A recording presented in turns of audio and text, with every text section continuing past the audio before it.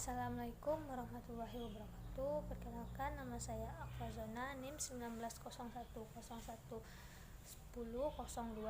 Prodi S1 Keperawatan semester 2, Universitas Darmas Indonesia. Baiklah, di sini kami kelompok 3 yang beranggota saya dan Hayatul Nasia akan menjelaskan tindakan pencegahan konseling kromosom. Sebelum saya masuk materi, kalian harus mengetahui apa sih kelainan kognital itu. Kelainan kognital atau kelainan bawaan merupakan suatu kelainan yang sudah ada sejak lahir yang dapat disebabkan oleh kelainan faktor genetik maupun non-genetik. Kadang-kadang suatu kelainan kognital belum ditemukan atau belum terlihat pada waktu bayi lahir, tetapi baru ditemukan beberapa saat setelah kelahiran bayi. Faktor yang menyebabkan terjadinya kelainan kognital yang pertama yaitu kelainan faktor infeksi, faktor umur ibu, faktor gizi, faktor hormonal, dan kelainan genetik dan kromosom. Cara mencegah terjadinya kelainan kognital yang pertama, tidak melahirkan pada usia ibu risiko tinggi seperti usia lebih dari 35 tahun agar tidak berisiko melahirkan bayi dengan kelainan kognital.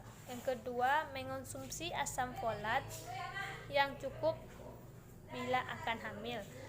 Yang ketiga, menghindari obat-obatan dan makanan yang diawetkan agar tidak menyebabkan kelainan kognital seperti arteriani, celah bibir, atau bibir sumbing. Baiklah, materi selanjutnya tentang konseling genetik akan dilanjutkan oleh Hayatul Nasia. Kepada Hayatul Nasia, saya persilakan. Baiklah, selanjutnya yaitu konseling genetik. Konseling genetik, pemberian nasihat genetik adalah suatu upaya pemberian advice terhadap orang tua atau keluarga penderita kelainan bawaan yang diduga mempunyai faktor penyebab herediter tentang apa dan bagaimana kelainan yang dihadapi ini, serta bagaimana tindakan penata laksanaannya. Bagaimana prognosisnya, serta bagaimana upaya untuk beranggapan bahwa nasihat genetik ini hanyalah suatu pemecahan masalah secara statistik untuk memperkirakan kemungkinan berulangnya suatu kelainan yang beranggapan bahwa kegiatan ini hanyalah suatu pemeriksaan kromosom saja. Untuk melihat hasil analisis sitogenetik dari limfosit, ternyata masing-masing dari anggota tersebut mempunyai kebenaran, tetapi tidak lengkap dengan kelanjutan dari pelaksanaan konseling genetik ini akan lor genetik dan penderita konseling genetik telah didefinisikan sebagai proses pendidikan yang berusaha untuk membantu orang-orang untuk memahami sifat kelainan genetik, penyebarannya, kelainan genetik yang tersedia, dan keluarga berencana.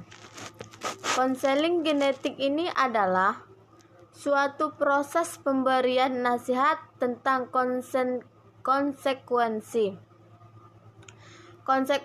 kelainan bawaan kepada pasien atau anggota keluarga yang memiliki resiko kelainan yang kemungkinan diturunkan. Berdasarkan definisi ini terdapat 3 aspek dari konseling genetik. Aspek yang pertama yaitu aspek diagnostik. Tampaknya saran-saran dan asumsi menjadi tidak berdasar. Tidak ada alternatif lain untuk suatu diagnosis yang pasti. Untuk mendapatkan gambaran resiko genetik diperlukan suatu riwayat keluarga yang tepat dan lengkap, yang terpisah dari diagnosis. Yang kedua yaitu perkiraan risiko aktual. Dapat sangat sederhana pada suatu kasus dan kompleks pada kasus yang lain. Yang ketiga yaitu dukungan untuk memberi kepastian bahwa proses konsultasi memberikan manfaat dan anjuran yang diberikan dan berbagai langkah-langkah pencegahan yang dapat dilakukan. Yang keempat yaitu memerlukan diagnosis yang tepat karena beberapa keadaan bisa memiliki penyebab yang multiple. Yang kelima, kadang-kadang varian ini secara fenotip tidak dapat dibedakan dari yang lain. Selanjutnya yaitu yang keenam, sebagai tambahan untuk memeriksa propositus, konselor juga boleh memeriksa anggota keluarga lain dalam keluarga atau potret-potret keluarga. Yang ketujuh, petugas administrasi melakukan surat menyurat dengan keluarga dan mencari catatan medis yang relevan dan catatan otopsi. Yang kedelapan, konsultasi dengan dokter spesialis anak, dengan spesialis radiologi, kardiologi. Yang kesembilan, pemeriksaan laboratorium, karyotipe, analisis biokimia, darah, urin.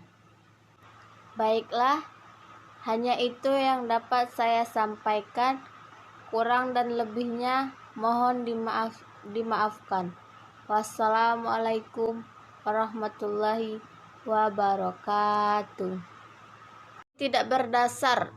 Tidak ada alternatif lain untuk suatu diagnosis yang pasti. Untuk mendapatkan gambaran resiko genetik diperlukan suatu riwayat keluarga yang tepat dan lengkap, yang terpisah dari diagnosis.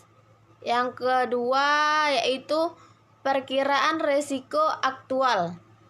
Dapat sangat sederhana pada suatu kasus dan kompleks pada kasus yang lain.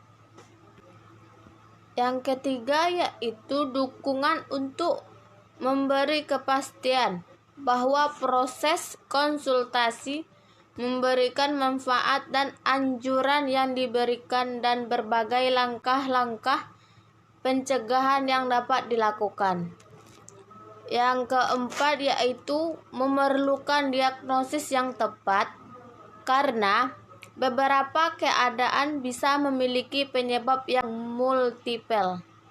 Yang kelima, kadang-kadang varian ini secara fenotip tidak dapat dibedakan dari yang lain. Selanjutnya yaitu yang keenam, sebagai tambahan untuk memeriksa propositus, konselor juga boleh memeriksa anggota keluarga lain dalam keluarga atau potret-potret keluarga. Yang ketujuh, petugas administrasi melakukan surat menyurat dengan keluarga dan mencari catatan medis yang relevan dan catatan otopsi. Yang kedelapan, konsultasi dengan dokter spesialis anak, dengan spesialis radiologi, kardiologi. Yang kesembilan, pemeriksaan laboratorium, karyotipe, analisis biokimia, darah, urin. Baiklah, hanya itu yang dapat saya sampaikan. Kurang dan lebihnya mohon dimaafkan. Wassalamualaikum warahmatullahi wabarakatuh.